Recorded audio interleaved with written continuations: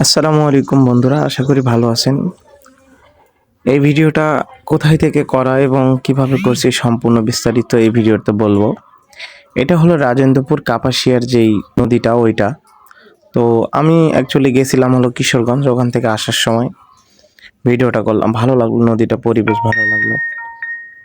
তারপর চলে আসলাম ঢাকাতে। ঢাকাতে বেশ কিছুদিন থাকলাম। থাকার পর আহ, ভালো লাগতেছিল না, মানে লং টাইম একটু গ্রামে থাকছি, তো গ্রামের পরিবেশের সাথে আর কি ওগুলো মিলতেছে না।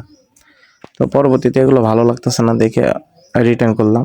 আর কাপাসিয়াতে এই যে একটা চত্বর, হ্যাঁ, এই চত্বরে যে বাংলাদেশ মানচিত্র এবং এই ব্যক্তিটার ছবি, আসলে উনি কে আমি জানি না, ওনার সম্পর্কে আমি কোনো হিস্ট্রিও জানি না। তো ভালো লাগলো আর কি। তো বাসের ভিতরে অনেক মামারা উঠতেছে, অনেক হকাররা উঠতেছে, তো ভালো লাগলো। পরে আহ, চলে আসলাম ঢাকাতে। ঢাকাতে এসে টিকিট কাটার পর উঠে গেলাম ট্রেনে। তো ট্রেন দিয়ে যাওয়ার সময় আহ, সেতুতে ওঠার আগ দিয়ে খুব ভালো লাগলো পরিবেশ। আর শহরে তো যে গরম, ফ্যান ছাড়া ঘুমাইতে পারিনি। বাট গ্রামের দিকে আসার সময় দেখেন কি পরিমাণ কুয়াশা পড়তেছে। তো এগুলোই আর কি ভিডিও ধারণ করলাম, ভালো লাগলো। তারপরেও যে এখনো হালকা হালকা একটু ঠান্ডা টাইপ আছে, কিন্তু শহরে কোনো ঠান্ডা নাই, শহরে গরম। করতে করতে প্রায় সেতুর কাছাকাছি চলে আসছি। তো এই যে আমাদের প্রকৃতির যে পরিবেশ, সবাই ধান লাগাইছে, দেখছেন ধান, এত ভালো লাগলো। মানে এপার থেকে ওই পার দেখা যাচ্ছে না, বিলগুলো অনেক বড় বড়। আর এই যে এটা হলো আমার ভাতিজা, বড় ভাইয়ের ছেলে। তো আমার কুলে বসে আছে জানালার সাইডে, ও একটু ঘুমাচ্ছে না, ও দুষ্টুমি করতেছে, খেলাধুলা করতেছে, অনেক ভালো ছেলে। তো সবাই হাসি মজা করলাম, ও হাসলো, অনেক ভালো লাগলো। তো এইভাবেই অনেকটা টাইম পার হওয়ার পর প্রায় আস্তে আস্তে আস্তে আস্তে এই চলে আসলাম ইব্রাহিমাবাদ। এই যে স্টেশনটা, এটা নতুন হয়েছে টাঙ্গাইলের ভিতরে, ঠিক আছে। তো ভালো লাগলো। বাট এখানে এসে হয়তো আপনারা জিজ্ঞেস করতে পারেন যে ভাই এখানে এসে আপনারা কেন ক্যামেরা ধরলেন। বাঁক, জায়গাটা অনেক বড় বাঁক। আর এই যে সেতুর উপরে, সেতুর কাজ চলতেছে, তো এইটা হলো আপনার মানুষ যাতায়াতের জন্য হয়তো বা রাস্তা করতেছে সেতুর পাশ দিয়ে। বাট আরেকটা বিষয় সেটা হলো যে এই সেতুটা হলো আলাদা করছে, এই সেতুটা আলাদা করছে, এটা শুধু ট্রেন যাতায়াতের জন্য। আগে যমুনা সেতুর সাথে ছিল ট্রেনের রাস্তা, কিন্তু এখন আর ট্রেনের রাস্তা নাই, এখন এটা আলাদাভাবে করছে। তো যাই হোক, বিষয় ওইটা না। যমুনা সেতুতে আসলাম, যমুনা নদীতে মানে খুবই ভালো লাগতেছিল। আর বাতাস, আর যে পরিমাণ শব্দ আর সাউন্ড রে ভাই, কি বলবো, এত পরিমাণ সাউন্ড।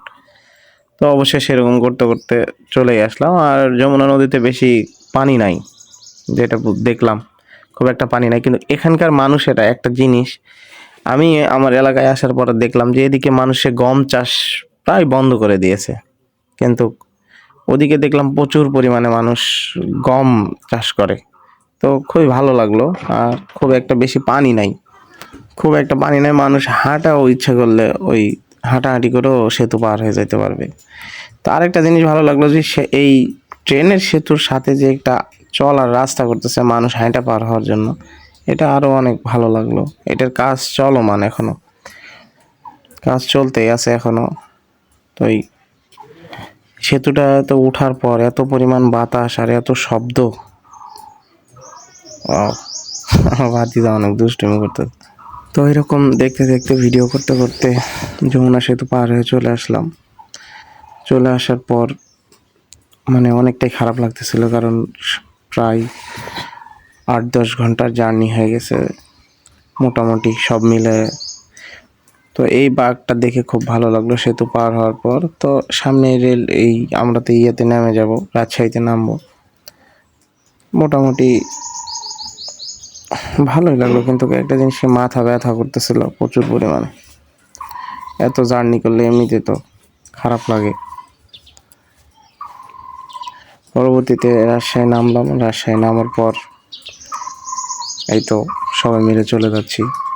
আর এমন বগিতে উঠছিলাম যে বগিটা একদম সবার লাস্টের দিকে ছিল, যার কারণে হলো নেমে আর কি অনেকটা রাস্তায় হেঁটে হেঁটে যাওয়া লাগছে। তো যাই হোক, চলে আসলাম অবশেষে। অনেকটা ভালো লাগতেছে আসলে। যতক্ষণ ভিতরে ছিলাম ততক্ষণ খারাপ লাগতেছিল, পরে নামার পর আরো ভালো লাগতেছে। তো এই আপুটা বস্তা নিয়ে, লোক নাই, একলা একলাই টেনে টেনে নিয়ে যাচ্ছে। এই আপুটা আমাদের সাথেই আসছে।